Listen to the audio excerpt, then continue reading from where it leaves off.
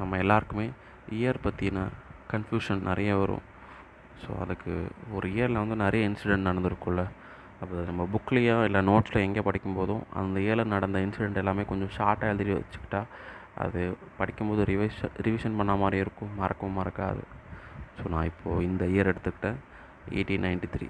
இதில் என்னென்ன நடந்துச்சுன்னு எனக்கு தெரிஞ்சதை நான் சொல்கிறேன்.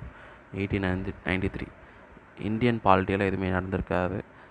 வேர்ல்டு பாலிட்டியில் என்ன நடந்திருக்குன்னா 1893 முதல்ல பெண்களுக்கு வாக்குரிமை கொடுத்துருப்பாங்க. எந்த நாடுனா நியூசிலாந்து.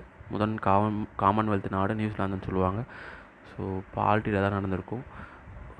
இந்தியன் ஹிஸ்ட்ரி இருக்குல்ல, அதில் என்ன நடந்திருக்குன்னா 1893 காந்தி சவுத் ஆஃப்ரிக்கா போயிருப்பார் ஏப்ரல் மாதம். அதே 1893 ஜூன் மாதத்தில் தான் அவர் அந்த ரயில் நிலையத்திலேருந்து இறக்கி விடப்படுவார், அந்த பீட்டர் மார்டிஸ்பர்ன்னு சொல்லிட்டு. அதே மாதிரி 1893 தான் அன்னி பெசன்ட் இந்தியா வந்திருப்பாங்க.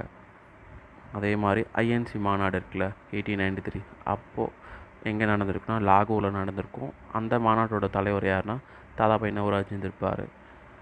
வேறு இந்தியன் ஹிஸ்ட்ரியில் அவ்வளோ இருக்கும். அப்புறம் அந்த சீர்திருத்த இயக்கங்கள் இருக்குல்ல, அதில் அந்த பிரம்ம சமாஜம் இருக்குல்ல, அது 1893 வந்து பிளவுபடும். 1893 பிளவுபடும். அப்புறம் அவ்வளோதான். தமிழ்நாடு சீர்திருத்த இயக்கம் வந்தாங்கன்னா விவேகானந்தர் இருக்கார்ல, அவரோட அந்த சிகாகோ மாநாடு, அந்த சொற்பொழிவு ஆட்டிருப்பார்ல, அதுவும் 1893 தான் வந்திருக்கும்.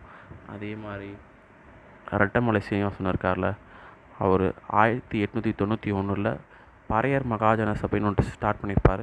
அது 1893 தான் வந்து ஆதி திராவிடர் மகாஜன சபைன்னு சொல்லிட்டு பேர் மாற்றிருப்பார். அதே மாதிரி அவர் பறையர்ன்ற ஒரு நியூஸ் பேப்பரும் 1893 ஸ்டார்ட் பண்ணியிருப்பார்.